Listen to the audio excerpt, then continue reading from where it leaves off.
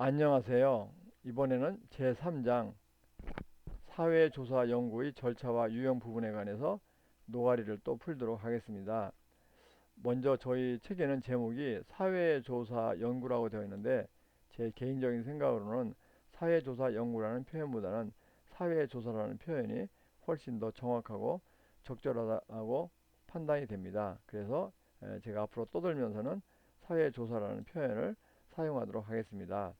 이 앞바다는 그 영광에 있는 그 앞바다인데 여러분들이 뻥 뚫린 마음으로 한번 수업에 임해 주시면 감사하겠습니다. 그럼 먼저 3장의 목차에 관해서 간단히 설명을 드리겠습니다. 3장은 크게 세 절로 구성되어 있는데 첫 번째가 사회조사의 절차를 다루고 있고, 두 번째가 연구 계획서를 다루고 있고, 세 번째가 사회조사의 유형을 다루고 있습니다. 그런데 복지사 시험의 경우에 이 사회조사의 유형 여기에서 매년 한 문제 정도 출제가 되고 있습니다. 그리고 어느 경우에는 여기서 두 문제 정도 출제가 되고 있습니다.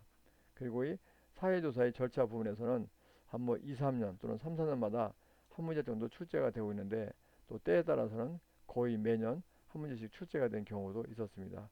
그래서 전반적으로 볼 때 이 3절에서는 사회복지사 시험 문제가 한 문제 반 또는 두 문제 정도 출제된다고 생각을 하시면 되겠습니다. 그래서 저희 그 고양이도 여기가 중요하다고 생각하니까 얼른 와서 이렇게 또 눈을 뜨고서 수업을 듣고 있습니다. 좀 자세가 좀 불량하기는 불량하지만 여러분들이 널리 이해해 주시면 감사하겠습니다. 그럼 이제 그 먼저 이제 첫 번째 절인 사회조사의 절차에 관해서 설명을 드리도록 하겠습니다.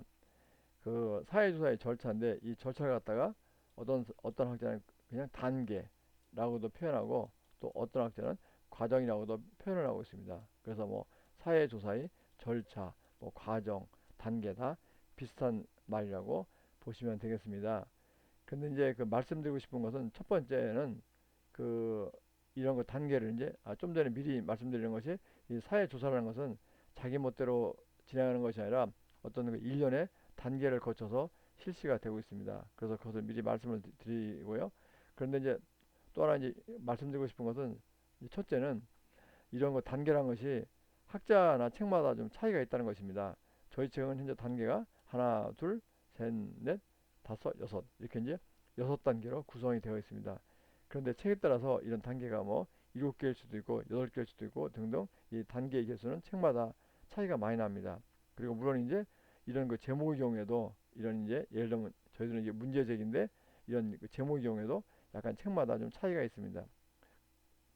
그리고 또 어느 경우에는 저희 그 책은 이렇게 이 기차 칸처럼 쭉 이렇게 일렬로 나열되어 있는데 어느 그 책의 경우에는 이런 저 이거 절차를 막 굉장히 이렇게 복잡하게 막 제시해 놓은 그런 뭐 책도 있습니다. 그래서 이 저 그 절차 또는 이 단계가 이 교재나 학자에 따라서 다양하게 제시가 되어 있는데 이 전반적인 흐름은 다 똑같습니다. 전반적인 우리가 그 사회 조사를 할 경우에 그 사회 조사라는 거 전반적인 흐름은 바로 똑같다는 거, 그것을 좀 기억을 해두시기 바라겠습니다. 그래서 여러분들이 그 책에 따라서 이렇게 이런 그 뭐 모양이나 이런 그 단계 개수가 틀리다 그래가지고 이런 그 조사의 그 단계가 책마다 학자마다 틀리는 책이나 학자마다 틀린가 보나 이렇게 생각하지 마시고 이 전반적인 흐름은 똑같은데 그것을 이제 몇 개로 쪼개느냐 그리고 그것을 어떻게 표시하느냐 그런 것에 약간 차이가 있을 뿐이라는 것을 말씀드리고 싶습니다.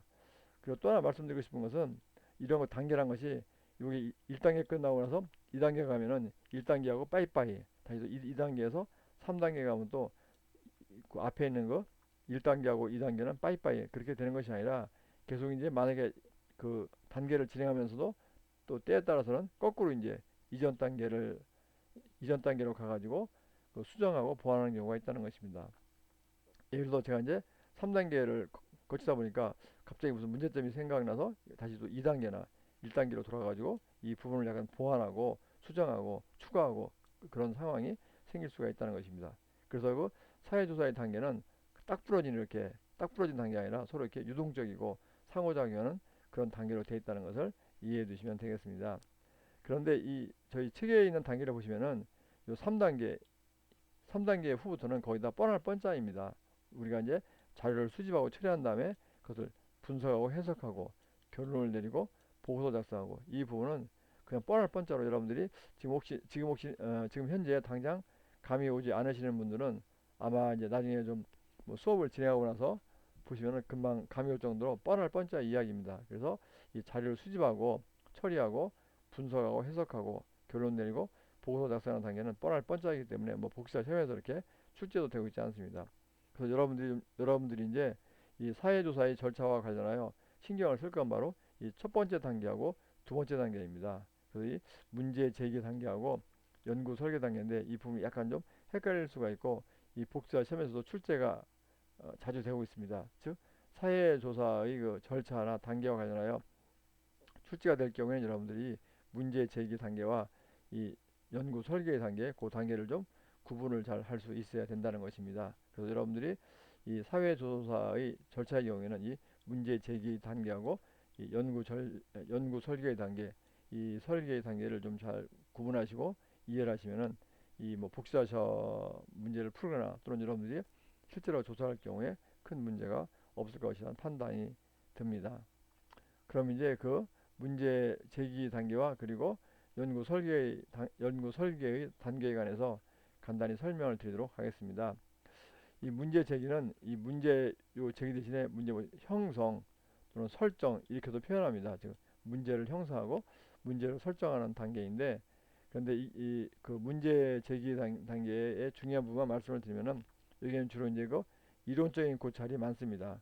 그러니까 우리가 어떤 연구를 하기 때문에 이 문제 제기 단계는 주로 이제 이론적인 고찰이 많다는 얘기입니다. 그래서 예를 들어서 제가 이제 어떤 이제 아동을 대상으로 아동의 부모 지지가 뭐 자존감에 즉 아동의 자아 존중감에 미치는 영향 그런 것을 연구한다고 칩시다.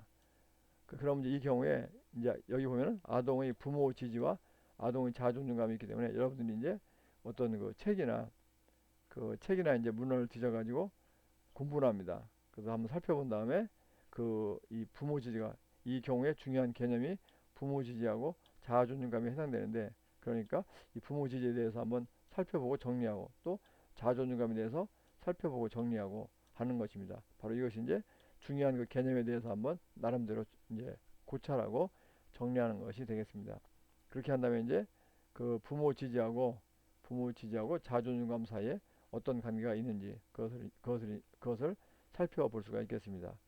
그래서 이 부모 지지와 자아 존중감 사이의 관계를 살펴보고 나서 거기에 근거해서 그 가설을 끄집어낼 수도 있겠습니다. 그래서 문제 그 제기 단계는 주로 이제 이론적인 고찰, 결국 이제 이론적인 고찰이라는 것은 문헌을 고찰하는 것을 이론적인 고찰이라고 이야기를 하고 있습니다. 그래서 거기에 근거해 가지고 주요한 개념을 살펴보고 그리고 또 그 개념 사이의 관계, 이런 개념 사이의 관계에 근거해 가지고 가설을 한번 끄집어 내보는 그런 단계.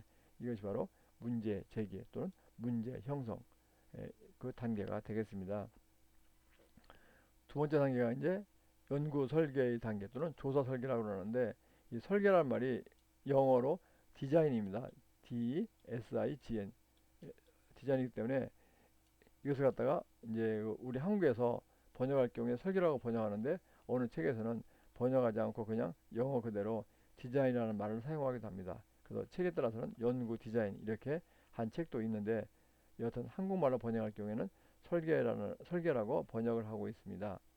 나중에 여러분들이 그 실험이라는 장이 있어가지고 이 실험이라는 장에서 또 이 설계라는 말이 아주 자주 나올 것입니다. 그래서 이 설계란 말은 영어의 디자인을 번역한 것이고 나중에 또 그 뒷부분에서 설계란 말이 많이 나올 것이다. 그렇게 좀 기억을 해두시면 되겠습니다. 그런데 설계가 뭐냐면 설계는 문자 그대로 연구를 시작하기 전에 전반적인 계획을 짜보는 것입니다. 그래서 그 앞부분에 그 문제 문제 제기 단계가 약간 그 이론적인 측면이 많습니다.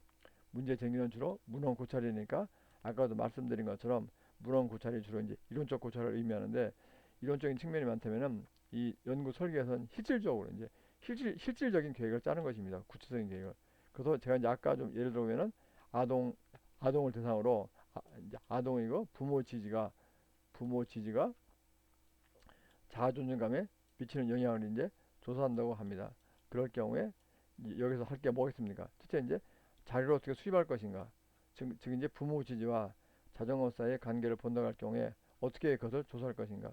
그래서 만약에 저는 이제 설문지를 쓰겠다. 즉 설문지를 만들어 가지고 이거를 아동한테 배포해 가지고 이런 관계를 조사하겠다. 그럴 경우에는 이 자료 수집 방법이 설문조사가 되겠습니다.